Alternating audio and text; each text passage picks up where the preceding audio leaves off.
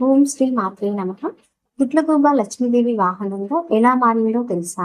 చీకటి పడితే చాలు అందరూ భయపడే ఒక పక్షి, అశుభానికి సంకేతం అని చాలా మంది దూరంగా పెట్టే ఒక ప్రాణి, అసలు లక్ష్మీదేవి అంతటి అమ్మవారికి వాహనంగా ఎలా మారింది?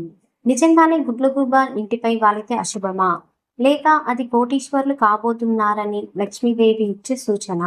ఈ కథ వెనుక ఉన్న అసలు రహస్యం ఏమిటో ఈ రోజు వీడియోలో తెలుసుకుందాం. వీడియోకి ఒక చిన్న లైక్ చేయండి.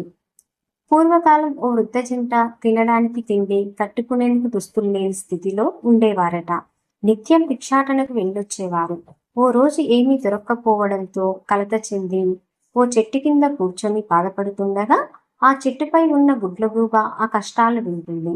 వాళ్ళ కష్టం తీర్చాలనుకుని గుడ్లగూబ లక్ష్మీదేవిని అనుసరిస్తూ వెళ్ళింది.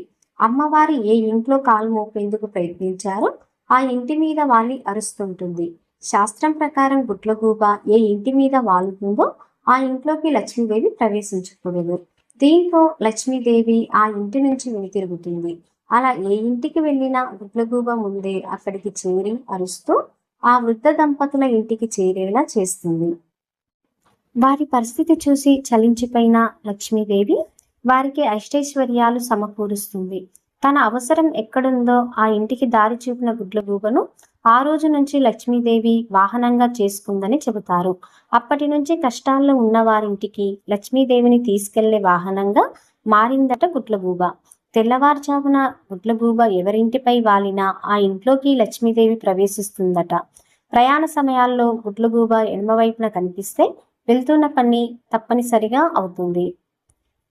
గర్భవతిని గుడ్లగూబ తాకడం వలన మంచి సంతానం కలుగుతుందట. గుడ్లగూబ ఇంటి ఆవరణలో గాని, పశువుల శాలలో గాని, పొలంలోని చెట్లపై గాని నివాసం ఉంటే ఆ యజమానికి పాడి పంటలకు సుఖ సంతోషాలకు కొదవ ఉండదని చెబుతారు. అయితే ఎన్ని కథలు విన్నా సరే ఇప్పటికీ గుడ్లగూబను అశుభానికి సూచికగా భావిస్తున్న వారు కూడా చాలా మంది ఉన్నారు. చూశారు కదా గుడ్లగూబ కథ. వీడియోకి ఒక లైక్ చేసి ఓం శ్రీ మాత్రే నమః అని కామెంట్ చేయండి. మా ఛానల్ని సబ్స్క్రైబ్ చేసుకోండి. ధన్యవాదములు.